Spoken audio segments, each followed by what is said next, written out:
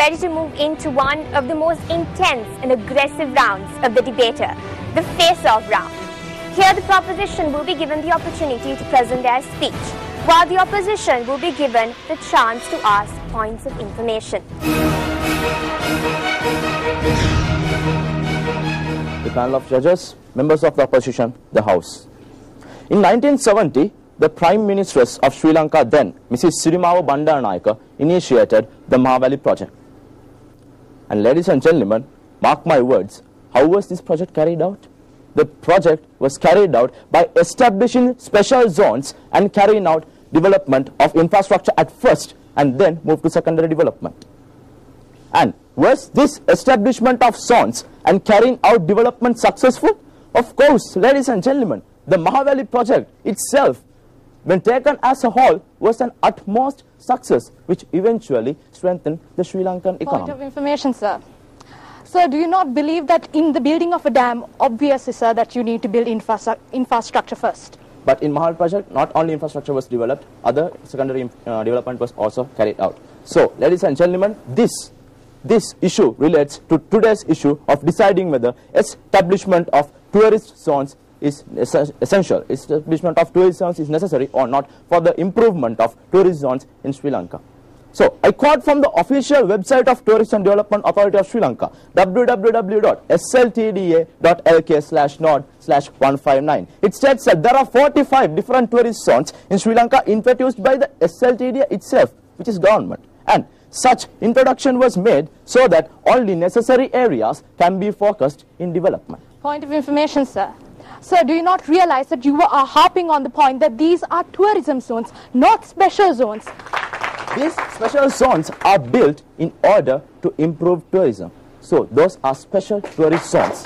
And ladies and gentlemen, so what we suggest is that this establishment of tourist zones, we have done it before and it might succeed again. And we agree that we have to face, as Sri Lankans, we have to face the fact that our economy is not strong enough to carry out an infrastructural development at the same time all of the island all together. Ladies and gentlemen, because we are not strong enough in our economic side. That's why we are saying, that's why the ultimate choice we are suggesting, the ultimate choice, the best alternative the government has suggested, the best alternative the government is already carrying out would be sorting out necessary areas, establishing special zones, carrying out infrastructural development, then carry out secondary development so that we can achieve the target of improving tourism.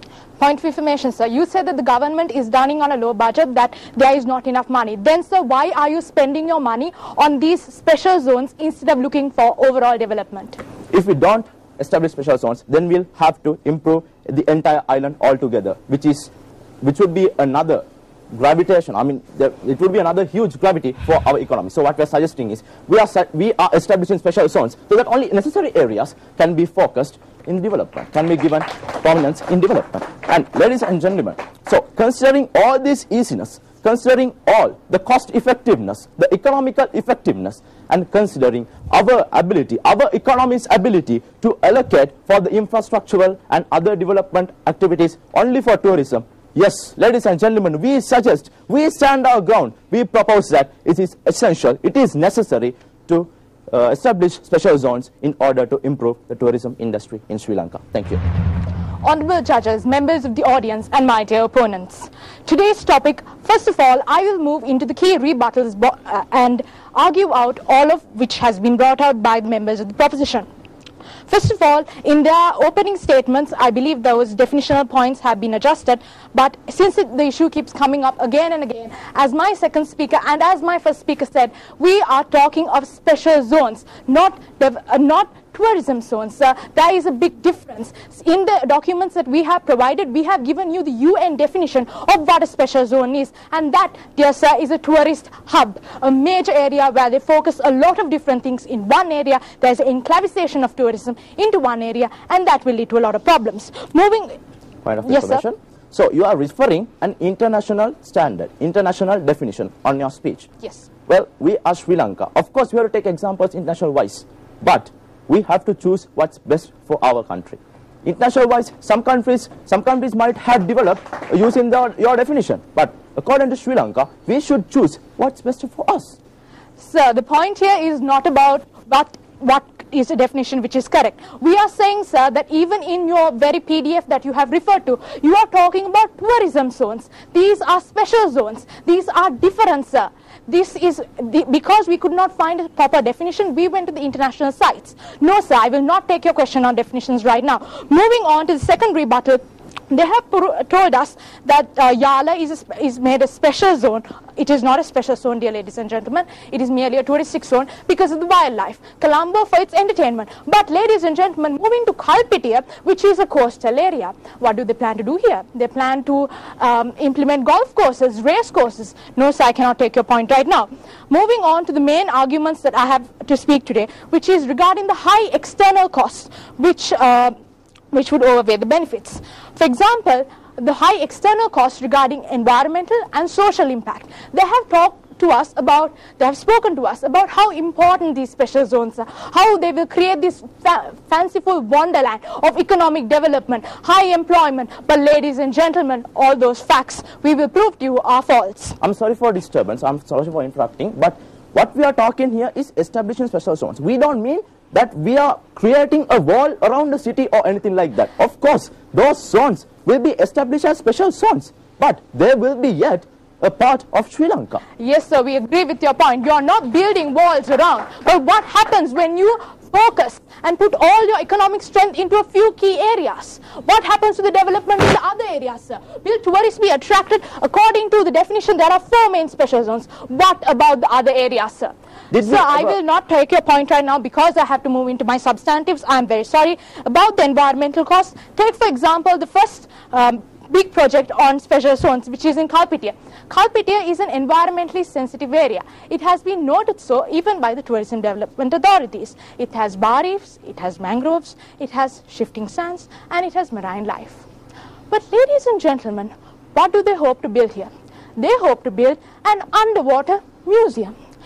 Diving, water bungalows, what will happen to the sensitive ecosystem that we so want to protect? Also, this will lead to a risk of natural disasters, as proven by many environmentalists and as seen in many.